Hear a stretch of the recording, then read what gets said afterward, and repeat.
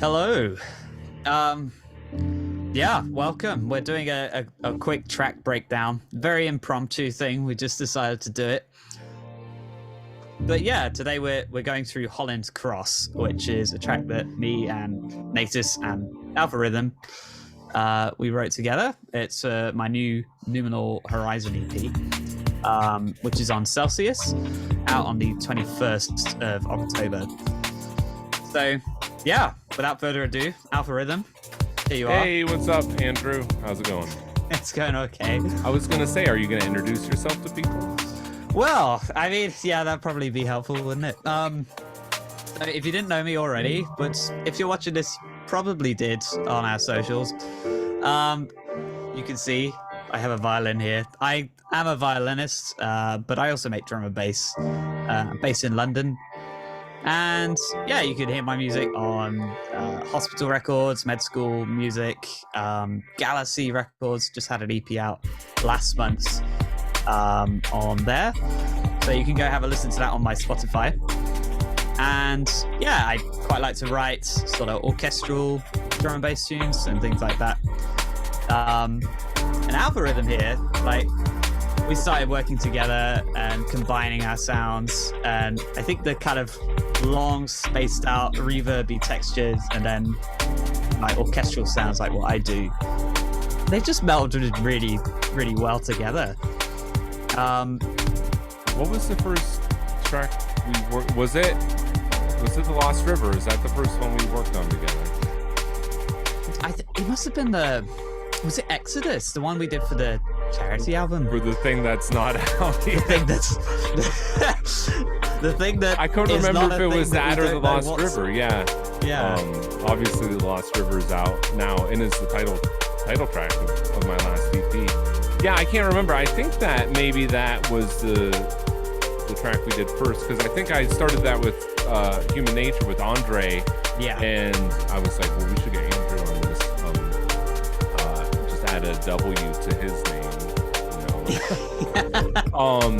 And then I think we did Exodus after that, which I hope that comes out someday, because I honestly, that was probably a year ago we wrote that. It was definitely a while ago. I don't really know. So maybe that was first. Happening. But anyway, yeah, no, that we do have one track out together, but we've got a few written.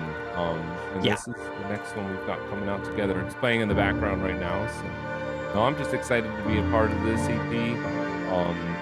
Just obviously a huge fan of yours. I remember, and I've told you this, but I remember hearing your track in the Forest of Dreams on the Hospital podcast. That would have been back in 2018. And Tony played it again because he put it in his top 10 tracks of the year on the Hospital podcast. And that was when I was like avidly listening to that podcast. I was familiar with your work from back then on Med School. And then obviously when they shut down Med School, then you're on the Med School graduation EP, and then you've been on Solvent, and then your new EP. I've just been gushing all over that on Galaxy. So no, it's just super cool to be a part of this. Couldn't be happier with this track. Really excited to share this with people. This is one of the tracks that has been in the bag for a little while, and a couple people have heard, like Willem, and they all really liked it. Winslow, I sent it to him, and I've just been dying to share with people. So I'm super, super excited to get it out there. So, yeah, no, thank you for having me. Thanks for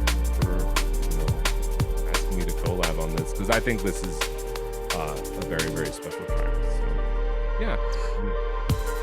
Have anything else, or should we dive right into it? Let's get into it. Okay, yeah, like I said, it's been playing in the background. I'm sharing my screen right now, so it looks like I have something muted here. Why is that muted? Maybe I should have looked at what was happening before. Secretly, accidentally creating a whole different version of the track.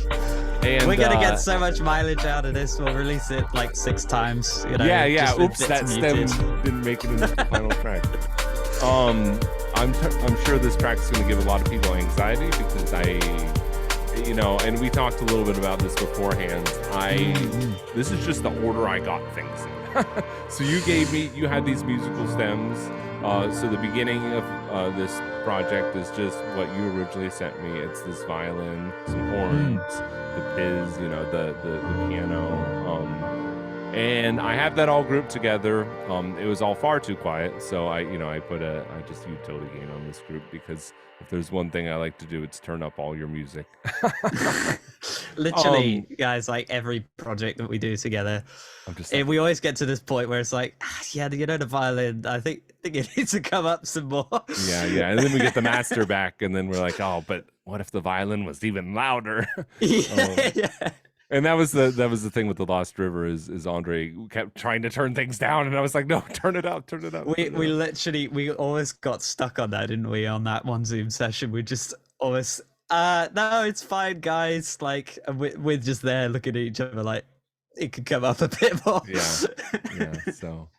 So this is all the stuff you sent me. I do have some vocals in here, which came in later to the track. And then we've got the drums, and we've got a few elements I added, then the bass, and then the final elements that you added to the song. But we'll start at the top. And if you want to just take us through some of your stuff here, and we've got some strings and horns and.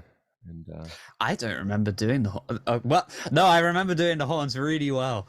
They were really deliberate. Yeah, well. Oh yes, no, I do remember those now. And these are French horns, right? French horns, yeah. Just the best. And I've heard is one of the hardest French instruments to play. I think it's one of the more tricky ones. I think a trouble that people have is like breaking note on entry. Like you have to get it exactly right with the French horn. And it's funny, the amount of concerts I've done where there's like, I don't know, say we're playing a Mahler symphony or some big horn entry, and they split the note, and the conductor's face is always incredibly entertaining. they never, yeah.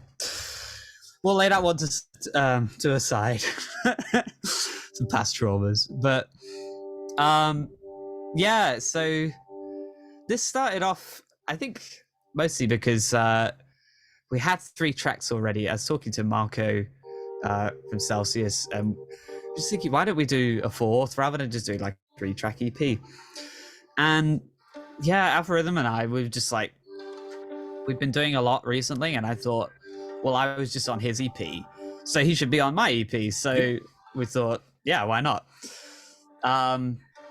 And so I got started, opened up an empty project. I think I did the piano first.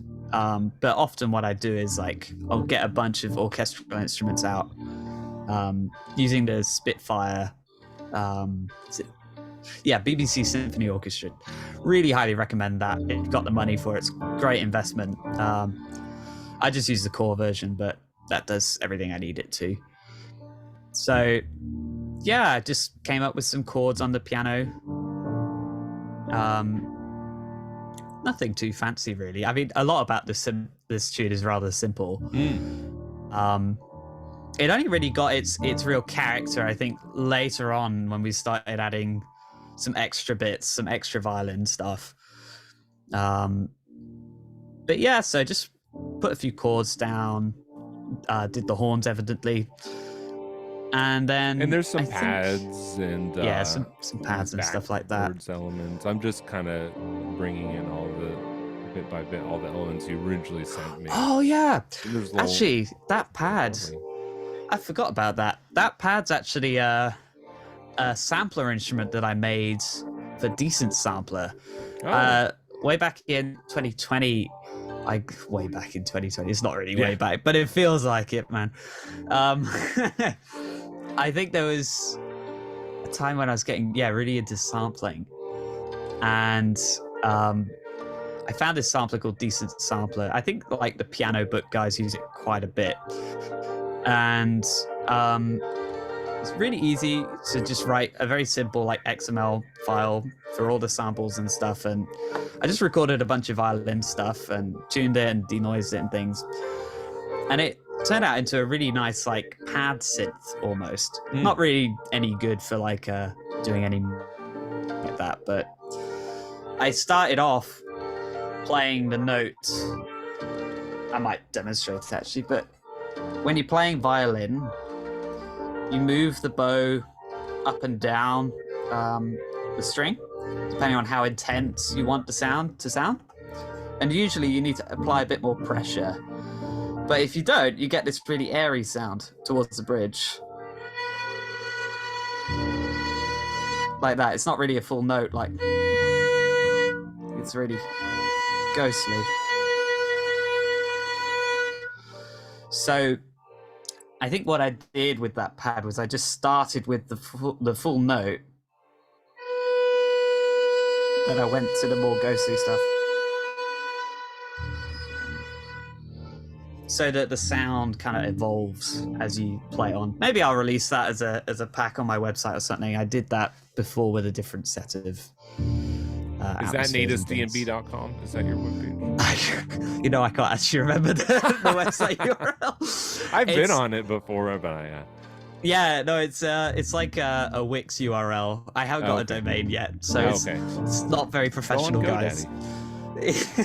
Don't buy a Word though, because alpharism.com was not cheap. Oh, I shouldn't have said this now, because now someone's gonna park it.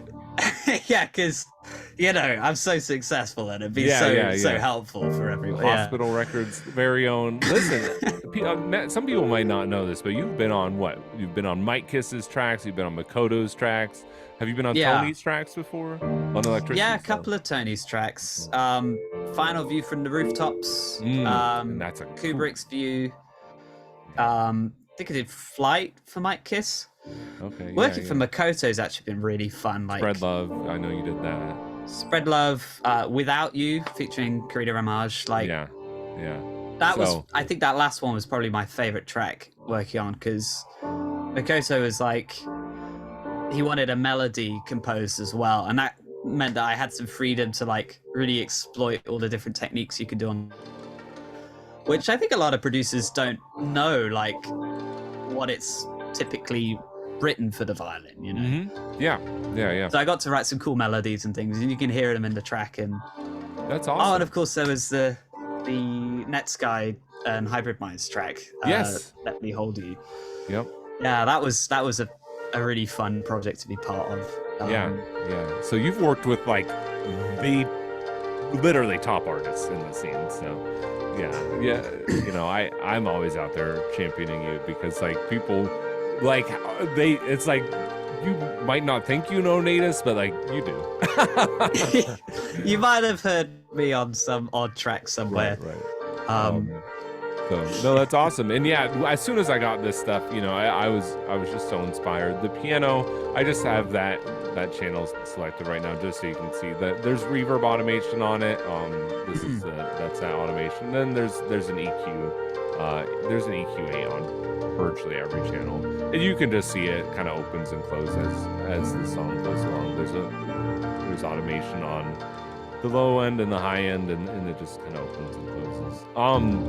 Because the piano does keep repeating throughout the whole song. It actually never ends. But the thing with a repeating element like that is it needs to kind of come in and out and make room for more elements. It's a very full, nice piano. But once the bass drops, obviously that low end kind of needs to get scooped out a little bit. And then we start to add more elements, as the drop goes along. So then the high end actually comes out. I think that's one of the tricky things sometimes, like when you're really stuck in a track, you almost forget what the listener's going to be focusing on. And so it's so important to do those like filter sweeps and things to make space for melodies and other leading elements. Otherwise it's just like when a listener hears it for the first time, it's just a mush. They don't really know what to latch onto. So the one thing that I did add in this kind of loop here, or this section here rather, is vocals. And these vocals are taken from some random YouTube video. Actually, we could see what I tend to do is, so this was Crystal Song, Shenandoah in the style of Haley Westerna, voice only cover. So I'll search for acapellas in like vocal covers on YouTube, and then I will sort by least number of views. And I'll find these, and I kid you not, I tried to find this channel's gone. So Crystal Song, if you're out there, get a hold of me, because I wanted to like maybe send her $50 or something. I don't know. But this song is a traditional folk song, American folk song, and when we were discussing the song and like the idea behind the song, like we have the Shenandoah River and the Shenandoah River Valley. Those are near where I live. And like yeah, I don't know, it's hundreds of years old, this song. And it's I was looking it up. We don't even know who composed it originally, but it's just super reverbed out, and it's just like a syllable here and there I grabbed from it. It's pretty quiet. Tons of reverb. I mean, look at that reverb. It's just, I mean, it sounds really old with all that reverb on it. Yeah. The tale's probably from like 300 years ago. Yeah. And it's kind of mournful, and it's kind of like, to me, it's like I don't know. It's this very and if you don't know the song, go listen to the song. It's a beautiful, beautiful song. And it's been around, like I said, for hundreds of years, and it's been covered a million times. But anyways, I've sampled this and resampled it in a number of my songs. So actually, if you go listen to my other songs now that you've seen this, like, you might be like, oh, there it is in that other song too. In fact, I think I used this same song on my track on Hospital with Willem. So, but anyway, yeah, and actually it was Willem's idea. He said, maybe add like some little vocal thing in there, That's what Willem always tells me to do with every one of my tracks. So anyway, up until this point, that's the only thing I've added, and until the drums, and a lot of these drums are yours. Actually, I'm gonna go ahead and solo the drums. I actually forgot I did any drums for this. Yeah, no, I did too, until right now. Which actually, I kept all your drums. I just layered the drums from another one of my tracks with them, because, and there's a couple, I made some drum edits, and I added these little beat fills in, which, let me in this little, I like to do, I like there's a little high pass sweep on the drums here, and then the drums delay out there. I like to do that, on my transitions. But yeah, what drums are these? These are from Keeping On. These are the drums from Keeping On.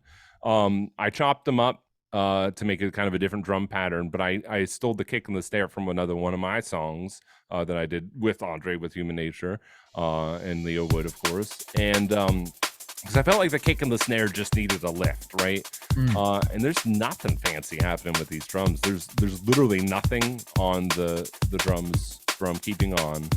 There's just there's like nothing to these drums. I mean, there's an EQ on here. There's a tiny bit of reverb that kind of glues them all together. But there's really, I mean, minimal processing. You can see the I do a little reverb transitional thing here at 81 bars. The drums reverb up. That's a pretty standard thing you hear in a lot of Liquid. And then the drums delay out, and then they're back there. So yeah, nothing fancy with the drums. Like I said, I just thought they needed like a little bit of a lift, and these drums from Keeping On were like the perfect, again, I just kind of took the kick and the snare from them, and it complemented them super well. And there is a transient shaper. There's the Neutron transient shaper. So there's a tiny bit. I did a little bit of transient shaping on them. But. So we didn't put no effort in, like.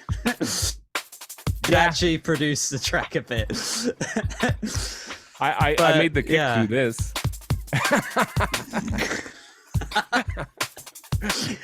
I mean, the thing is about a track like this, subtlety is the name of the game, really. That's the thing. It's too easy to just kind of overproduce it. Right. I did a track breakdown for Tranquility, and like, I always kind of chuckle when I do track breakdowns in my songs, because I'm like, well, this is easy. Like, really, anyone can do this, right? I don't know. Maybe I'm like minimizing it, but like, I don't know. You sent me these drums. They were pretty decent. But that's the thing with like when you've written plenty of other tracks too, is like I have drums from my other tracks. So oftentimes I'll go through my own samples and try to find like ways I can improve my drums. So yeah, that's it for the drums. There's just nothing happening on these channels. Really nothing. thought I did. Okay, there's a tiny little EQ dip on your. Oh, wow. This is on your main break, because there was some weird. I don't know. The kick was a little too pokey right there, and I just wanted to tame it right there because we have two. That is your kick, right? That is your kick. Yeah. So just on your kick, I just did a little scoop. I think you might have even mentioned that it needed a little bit scooped out, right? Possibly. At like 300 hertz or so. I mean, I have to say, I don't have a car. I don't drive. Using Mike's car is so great. Like, outsource my car testing. I car test everything over and over and over again. And Willem, it's funny because Willem will say, like, how are you on version 20 of the song? It's like I constantly bounce my songs and like go for drives. Like, so I'll bounce it, I'll go for a drive, and I'll come back and I'll just tweak a little thing, and I'll bounce it again, and I'll go for a drive, and I'll come back and I'll tweak a little thing. So like that's something I do. I mean, I have a 45-minute commute to work. So I oftentimes will work a little bit on a song in the morning before work, listen to it on the way to work, maybe work on it some more, then on the way home from work I'll listen to it again, so this is something I added, and this is one of my techniques that I often use. If you listen to this, I'm going to turn it up a little bit. It sounds terrible. Let me really turn it up. This is like some pad thing just stretched way out. It's like it was probably like an 8 or a 4 bar loop that I just stretched way out, which sounds terrible until you put a ton of reverb on it. So once you put a bunch of reverb on it, it becomes this like big, lush, like kind of beautiful pad. And I love doing this I did it in Subwoofer Lullaby. I've done it with a bunch of my songs where I just take elements and I just stretch them like literally as far as humanly possible. And then just add as much reverb as humanly possible. And then it kind of just becomes this big, like, this was just, it just needed some additional pad, I thought, and this is the whole way I did it. Other than that, there's just another sample here. I don't know what it is even. Let me turn this up. Oh, it's just like a transitional effect. It's like a noise thing. Yeah, like an air, like a breathing. That's another thing. Yeah, we wrote the song a little while ago. It's coming back to me now. But yeah, I just thought it needed like a breath. Like this song was just so, the sense of nostalgia and like coming home somewhere or coming back to somewhere that was like meaningful to you, like a restful place. That's the sense I got from this song, and kind of what I think you were trying to achieve with the song as well, is this place from like your childhood where you're going back to, and the memories there, and the again, just the sense of nostalgia, and that's somewhere I feel like I can do that. I can just have a nice deep breath. So that's what this is. It's just it's a reverse and then into that exhale. So it's like an inhale and an exhale almost. So it was just I don't know, I just probably searched for breath or something somewhere. And then I mean, freesound.org for all this sort of stuff. So useful. And then I reversed it. So, and then the bass line, again, as simple as it gets. I don't even know what this is. This isn't in the final song. What is this? There's two. I don't know. I think we tried different bass lines. Yeah, I must have had a different bass line. I must have just left it in there in case, whatever. I don't know. But this is just Hive. It's the AZ Dirty 808 Boom. It's got a bit warmer, which is a wonderful preset on the saturator. You can see it's already open on Ableton. A bit warmer, slapped right on there. That's it. And then there's a utility on it, which the side chain is drawn in. So the kick, this song has a pretty nice kick, a pretty weighty kick. So it needed a decent side chain. So that you just super simple. If you're doing an Ableton, you just highlight where the kick would be, and then you just do insert shape, and then you go like that, and then bam. I had no idea you could do that. Yep. So that's it. That's the side chain. I'm even learning something now from doing the track walkthrough. So that, I mean, it's a pretty simple bass line. It just went right off the piano, you know. This just follows the root note, right, of the chords, I think. Pretty much. I mean, we tried out doing like, because you know when you have like a major chord, you can put the bass note like a minor third below, that makes it a minor chord, right? I think we tried doing it in the minor key a little bit, but then we just stuck to the piano chords, I think, after that. Yeah, so simple. Yeah, this must have been the original bass line that I had done. Yeah. I don't know, something in Omnisphere. Again, it's been a while. I don't remember what this is. Oh, it's some white noise. This is, it has this has a saturator on it too, EQ. It's like a piano on fire is what it is. And I use white noise in a lot of my tracks, just because it gives it a little texture, you know?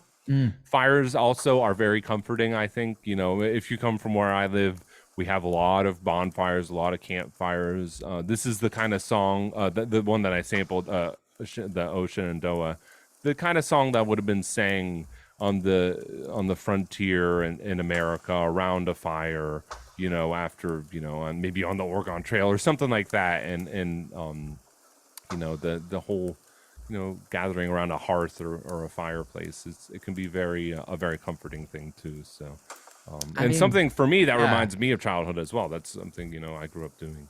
So, I think that was very much the effect we were trying to capture, right? Like, I think when I wrote this, I'd just been on holiday, if I remember correctly. Anyway, there's this place I love going, which is Hollins Cross, is the name of the track. And we'd often walk around this big valley and the Peak District's in Hay. And I always used to go there on holiday. We'd go camping and things like that. But then I went to a boarding school in Manchester. My train would go through there as well. And so at like several different stages of my life growing up, like I'd been around that place a lot. And I think we wanted to, capture that sense of like timelessness and home and childhood. And yeah, that's partly why we took the folk influence. Like with the vocals, for instance, that's a folk song from where you live. And then the main violin line is actually a folk song from where I live. Right. So we were kind of like combining two sort of folk traditions into a drum and bass track, which is a bit of a weird idea, but it worked out really nicely. And that's where we are now on the track. Just kind of, you know, again, we're just kind of moving down.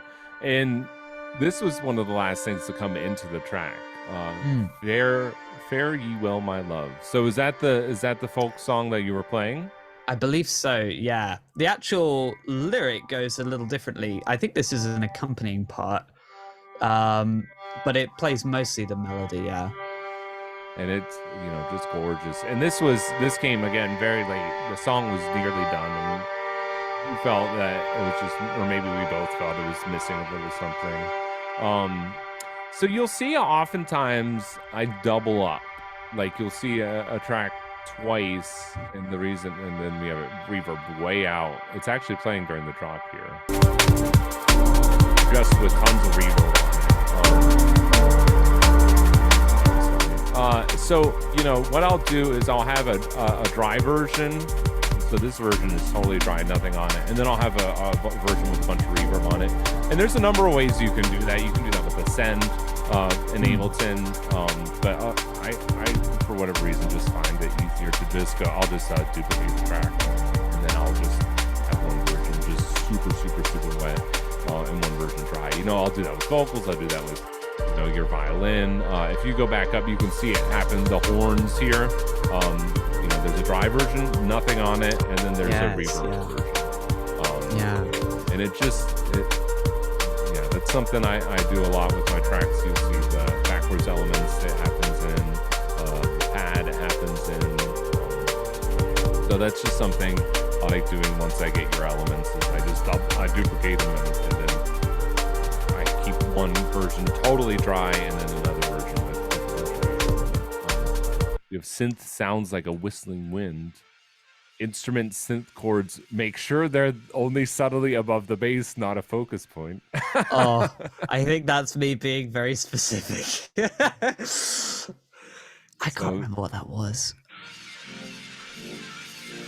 Oh, it's just like a breathy synth thing. Yeah. But those are back there. And then last but not least, there was just the transitions needed a little help along, so you recorded this, and it's really, really nice.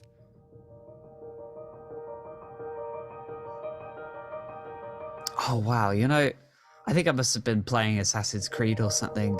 It sounds like, you know, when Ezio's in Florence or something. I don't know if you ever played those, but the second one. Love the soundtrack. Yeah, the second one. Yeah. Boy, I mean, that's been a long time. I just got Odyssey recently, so that's one in Egypt. I've yet to play that, but that's now like quite old, isn't it? Yeah, I think so. The newest one's Valhalla. So. Yeah. But yeah, they're a lot different now than they were back then. They're more open world RPG. Not to go on a video game tangent. Yeah. This is one of the few songs I've written that doesn't have a video game sample in it. But... Yeah. It had an almost video game sample in it. Yeah. No, this is that's about it. That's Hollins Cross. Any last closing words? Yeah, just keep it simple, guys. Like, I think I've certainly found the longer I've been writing music, I've been simplifying more, and that doesn't necessarily mean like making it less sophisticated. I think actually sometimes you just need to think about what you're actually trying to achieve and stripping away all the unnecessary things. Mm-hmm. And just making sure that what you are actually writing and putting on shows like really good quality. So everything that we put in this track, it just works. And like the drums just work, the violin stuff just works, the piano just works. It didn't have to be complicated because the song was there. Yeah. So I think that's like at least what I've taken away from doing this track. Yeah, just keep it simple. Yeah. Absolutely. No, this is the track. It didn't take us too long to write, and yeah, it's not like overly complicated, like you said. It's just all the parts mean something, right? It's not overly complicated. It's not just like a bunch of things for the sake of having things. It's just like every part has its place and plays its part, and yeah, I don't know. I couldn't be happier with this track. I'll say that. I've been dying to put it in mixes. I've been dying for the promos to go out. I know just today the man from Del Monte put it in a mix, so that's kind of out of the bag now because we've got more music coming soon. So I don't know exactly when, but oh no, that's not true. I do know when one song. We got your EP. Yeah, my next EP. Is that announced yet? No, it's not. Oh, okay. Well, talk about it. I've talked about it, but I haven't announced a date. Just watch for that in like November. Late November. So. Yeah, and then you've got some stuff in the works too. So that I don't know. I'm super excited about stuff that you sent me like a year ago that still hasn't come out. So it's finding a home. The right home is difficult for certain things, especially when they're like full of 10-minute long tracks. Although you've had some good times with Focus on the long tracks. Yeah. I mean, the track that is on my next EP. That's what 8.5 minutes. Yeah, no, it's a long one. Yeah, it's quite a long track. Yeah. I can't wait for people to hear that. So. Cool. Well. All right. Let's sign off then. I know that. It probably won't be too long before we're doing another one of these. So I look forward to it. So. Yeah. Well, stay tuned for more, guys, and hopefully we'll have a bit more of an idea what we're talking about, since we didn't really remember much about this track. Anyway, stay tuned for the next one. All right. Hey, thanks, guys. Thanks for tuning in.